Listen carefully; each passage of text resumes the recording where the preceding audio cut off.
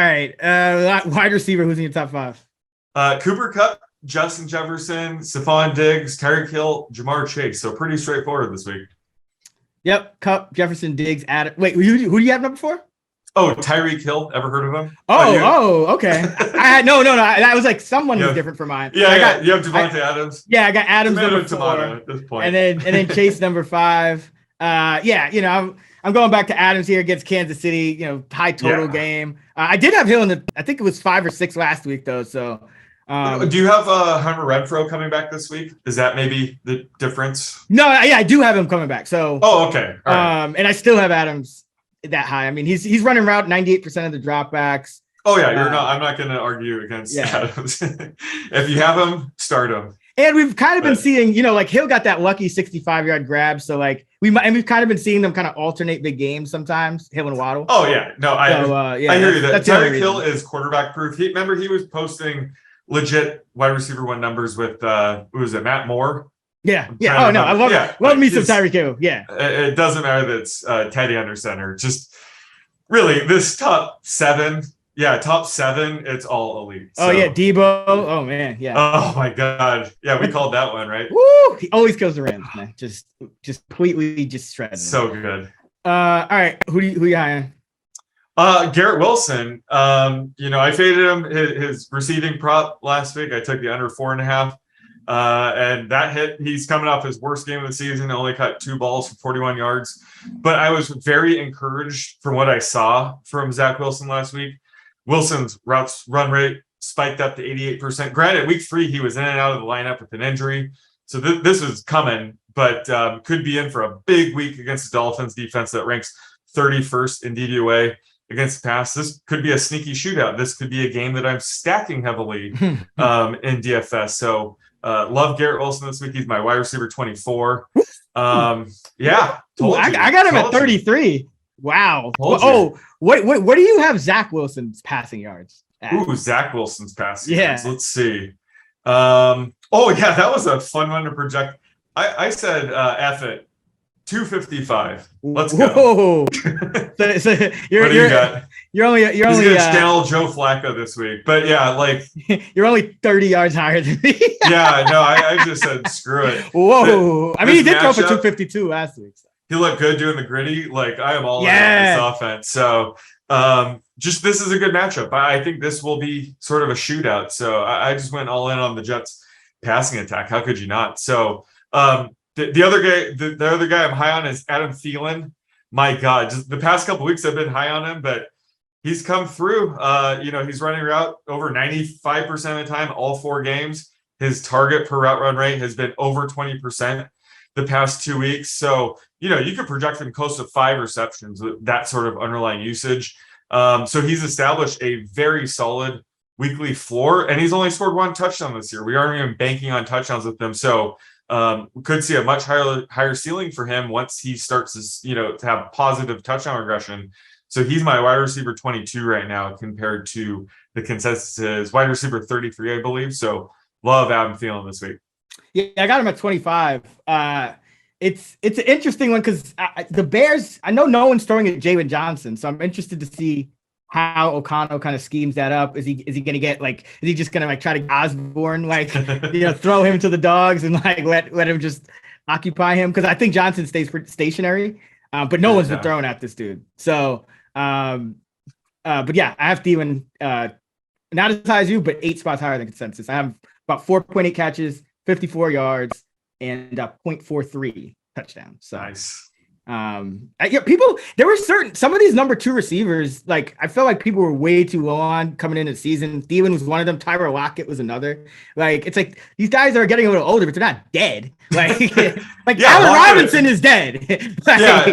Rest in peace, Allen Robinson. But yeah, Tyler Lockett has just been crushing it the last couple of weeks. Yeah, just crushing it. I'll go with T. Higgins. I got him top 10. You told me to always put him in the top 10, so I'm listening.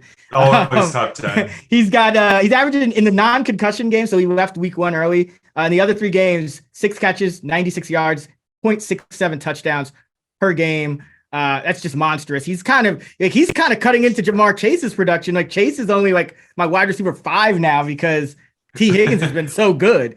So I have him projected for 5.2 for 77 this week with 0.42 touchdowns. And I mean, he could get that all in the fourth quarter against the Ravens, given what's been going on with their defense lately.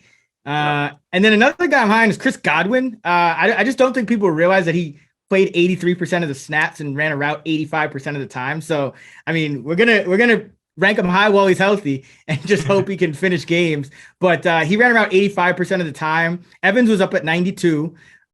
Gage was at 62. Julio's at 32. So I think we're back to some form of normalcy in this Bucs passing game. 85 is usually what you expect to see Godwin at. And so I have him project, and he caught 7 balls, by the way, on 10 targets last week. And I think this Atlanta defense is, as we talked about with Brady, very it's easy. It's not hard to beat. Like, it's not going to offer a ton of resistance in the pressure department. So the last game Godwin had against Atlanta, 15 catches, 17 targets, 143 yards. In 4 games versus the Falcons with Tom Brady as his quarterback, he's averaging 7 for 94 and a touchdown per game. So I have Godwin at 5.5 catches for 60 yards and just over 0.4 touchdowns. Oh, okay.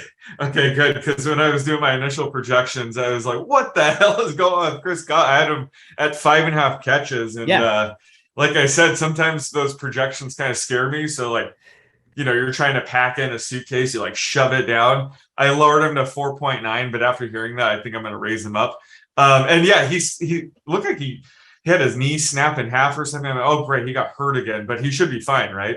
That in-game injury. That was scary. I haven't heard anything about it, so I'm assuming like he came back in the game and fine. But my God, I thought his season was over. But yeah, as long as he's healthy, you know, we should be projecting him over 5 catches. So love that call. And yeah, T. Higgins, I forgot the stat. Like, when both Higgins and Chase are healthy, I think Higgins leads him in targets, receptions, yards, touchdowns, or something crazy like that. But I think people just don't appreciate just how close those two actually are. Yeah, Higgins is a monster. I mean, that catch against the Jets where he looked like he got concussed again and just held on to the ball. Probably wasn't even conscious, just held on to the ball. But love Higgins. And Atlanta, I have them.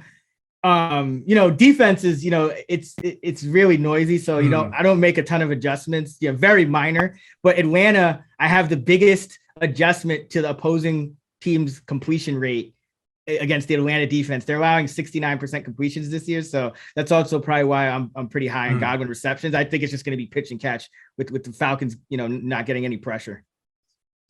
All right. Who are you low on? So I'm low on Deontay Johnson. I have him as my wide receiver 27 to open the week. Looks like his consensus is wide receiver 20. What do you have? What do you have? What do you like? Real quick before you? What are your projections for him? Just for Deontay? Yeah. That's a great question. Let me see. So I have him at 5.2 receptions, 60 yards, 0.26 touchdowns.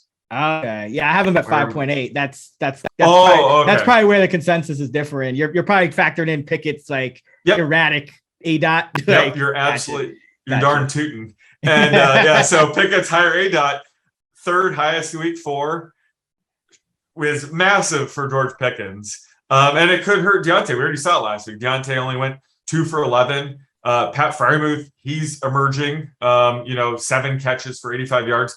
So similar to Garrett Wilson last week, I'm just taking a little bit of a step back. Whenever you have a QB change, the target pecking order could change. Now, certainly Deontay Johnson is a beast. This could change later in the season. I expect him to dominate the target share, but at least for this week, I'm a little bit higher on Pickens, a little bit higher on Freiermuth, and a little bit lower on Deontay Johnson. That's all that's going on here. So that's why he's my wide receiver 27. I'm pretty high on Pickens. I'm right on consensus with Johnson. I haven't docked Pickens. Where do you have Pickens? Pickens, I have wide receiver 44. I think you have I'm lower. Yeah. Pickens high 50s. Pickens was targeted on 31% of his routes last week. So I think it's as time. He should. But yeah, that does knock Johnson down. But Johnson's usually in my top 12, so that kind of knocked him to 20. But I do have him for 5.8 catches. I just think against this Buffalo zone. Like it's still, I'm not knocking Pickett too much for his ADOT yet because he also completed every throw that wasn't picked. So like, you know what I mean? It's like the sample is still small enough for me to like say, I'm going to wait and see and see how it kind of plays out with a week to prepare and whatever. But who else you want? Anyone else? No, that's it for now.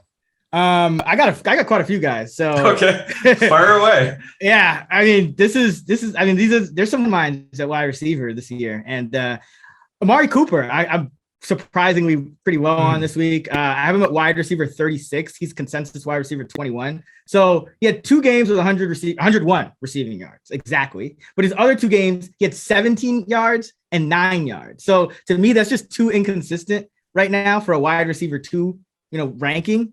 So he's more of a wide receiver 3 for me. The Chargers are playing man coverage at the 5th highest rate. So he could even see a lot of JC Jackson. I know Jackson hasn't had a great year so far coming off the injury, but still not something I want to mess with a guy who's had 2 games below 20 receiving yards in an offense that wants to run the football. So, Cooper's going to have some good weeks, but he's more of like a DFS tournament play than like a bona fide top 24 wide receiver, in my opinion. So I have him for 4.7 for 53 with 0.3 touchdowns. DJ Moore, by the way, I beat you on our DJ Moore prop. You had over 50.5. He landed at 50. That should be like a tiebreaker. Anytime somebody gets like a perfect line, like if we end up tied at the end of the year, whoever has the most perfect lines. I don't think any of us we've had any other ones that have been right on perfect yet. But that I can't believe he had like 11 targets. Well, no, I mean, but if you go over on it and I hit the, right, you know what I mean? It's if you guys got under, then I would have needed, But, yeah, fair enough. But yeah, DJ Moore, I'm still down on. I have him wide receiver 38, so he's wide receiver 35 on consensus. But I do want to point out that San Francisco's number 1 in pass defense DVOA, the 3rd in DVOA versus number 1 receivers. They've shored up their cornerback group, which is like I said this before the season. Like San Francisco is gonna have an elite defense this year, and they're outlying 10 points a game. Baker Mayfield is your quarterback. He's not even hitting throws from a clean pocket. Everything's batted down. Like I think Baker Mayfield just got another pass batted down. It is Tuesday. So you know what I mean? Like he has a top 50 yards this year, and he's averaging a career low 3.3 catches, 34.5 yards per game. Career low 45% catch rate. Thank you very much, Baker Mayfield. And by the way, no drops. So that's a true catch rate right there. 55% of the passes DJ Moore's way have been uncatchable this year. So I'm going out. What's crazy is, all that being said, I still have him projected to set a season high in receiving yards at 54 on 4.4 catches. But he's still my wide receiver 38. So it's just 0.25 touchdowns. We know DJ Moore 4 to 5 touchdowns a year, so that's pretty standard projection for him. Got to shout out Allen Robinson. I mean, I'm waiting for you to show up, Allen, but you're averaging 24 yards per game. You're averaging 2.3 catches a game, 0.25 touchdowns, and you're doing all this despite running a route on 96% of the Matthew Stafford dropbacks. I don't know how, it's almost impossible to put up a worse receiving stat line while running a route 96% of the time. I mean, I can't even think of somebody because not even like Jalen Guyton or who was it? Andre Patton ran that many routes when they were on the Chargers, right? Like, who's the last guy to run this many routes and not get even 2.5 catches a game? I can't. You mean Demarcus Robinson? Ooh, no, he was in like the 70%. Like Robinson's 96%. He's essentially out of the game for 1 to 2 pass snaps a game. Right. Well, he's watching the target vacuum that is Cooper Kupp, to be fair, but I take your point. We're not being fair to Allen Robinson. Benedict Skowronek has more production than him. We can't. Oh, right. Yeah. I'm not defending him. Shy Smith, whatever. Shy. He has a pretty low. Yeah, the more routes I give him, the more routes. Yeah. The more routes I give him, the better DJ Moore's projection gets. Exactly. Absolutely. Oh, Keelan Cole last week, I think he ran 90% target. No targets. Yeah. Basically, whoever the third receiver is for the Raiders takes the cake. But it's been ugly for Robinson. So I'm again another guy I'm still factoring in some regression. So still have him around 3 catches for 40 yards, but It's actually a decent matchup for him this week because the Cowboys like to play more man. Robinson just doesn't get open versus zone anymore. Like it's just he's too. I don't know what it is, but it was a problem last year in Chicago. It's been a problem this year, and it's just a problem because most defenses, even the ones that are man heavy, are still playing usually over 50% zone. So, but this week Dallas, they do play a good amount of man. So maybe Robinson gets in the end zone, but still have him wide receiver 57. Don't start him. And the last one is Corey Davis. Listen, he had a great second half with Zach Wilson, a lot of clutch catches. Great to see it. But he still ran around on just 71% of the dropbacks because, as you mentioned, Garrett Wilson not leaving the game this time, up at 88%. And then Elijah Moore was over 90%. So Davis is the third receiver in this offense. He's running around about 70 to 75% of the time. And, with Zach Wilson at quarterback, as the third receiver, and Conklin's kind of cutting into it too. I just don't think you're going to get any consistency with Davis. So I have Davis projected for 40 yards, a little under 3 catches, and just 0.2 touchdowns this week. So he's wide receiver 49 consensus, but he's my 67. All right, who are you going with for the prop? Got to go with Romeo Doubs here. Total receiving yards against the Giants. And I'm going with, let's go with DJ Moore's line last week. Let's go with 50.5. Ooh, that's a good one. Like just without even looking at my number. Ooh, I got him at 50. Okay, so you're going under? All right. No. Oh, okay. Let me think about this. Damn, he looks good though, doesn't he? He looks, we called this. We were on this. I'm sure other people were too. Who was number 87? Was that Donald Driver? I'm trying to remember. Somebody was 87 back in the day. Not Antonio Freeman. Jordy Nelson, no? Oh, yeah, that was Jordy Nelson. Yeah, was it Driver 80? Oh, yeah. Nelson was 87. I just Googled it. I think Freeman was 86. Okay. He was my favorite. Oh, remember that catch he had on Monday night where where Al Michaels was like, what? And then he just like ran like a walk-off touchdown. Good times. But yeah, anyways, I'm looking like the next big thing there. Yeah, I am going to go. I'm going to go over just because I love the guy. And I'm because I have him 2.5% routes run behind Lazard, but I could easily just equal them out and then like he would get another yard. So he's my wide receiver 28, but right now I have him 4.6 for 50 and 0.4 touchdowns. So expecting and he had a 30-yard touchdown call back last week. God, that's what's making me want to go over because there's although I do account for that somewhat in because I factor in the ADOT when I'm projecting, like receiving yardage and stuff. But yeah, it's looking good for Dobbs. He's going to be key to them making a playoff run this year because he's the guy that can get open. Although I will say this, you liked Lazard in the preseason. I didn't. I was wrong. He looks a lot better this year.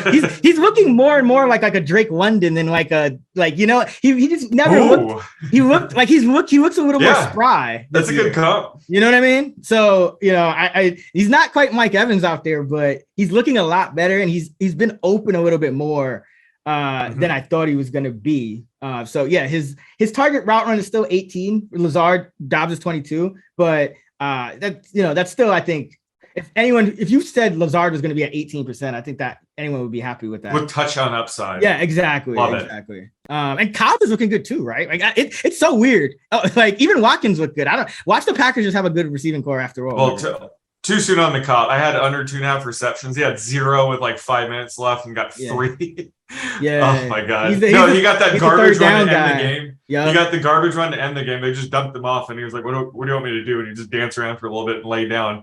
And then they got a shoestring catch in the OT. But that was a brutal beat with Cobb. But yeah, he does look good.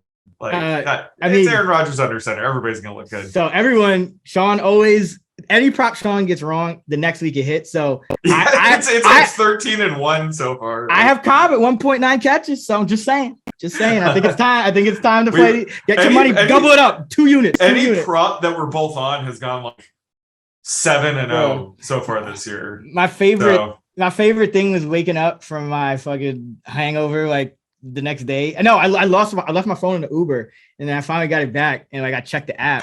And I was just like seeing what props you took, if you added anything, and I saw the Kenneth Walker at like 9.5. I was like, yes, it was so obvious. I would take that down to -3.5. That's how bad that line was. Bruh, it was so bad. I couldn't even believe it. But follow Sean in the Action app at @_oddsmaker. Follow me at Chris Raybon. Good call. We are killing it so far. We might regret. Dude, we're gonna even better the rest of the way.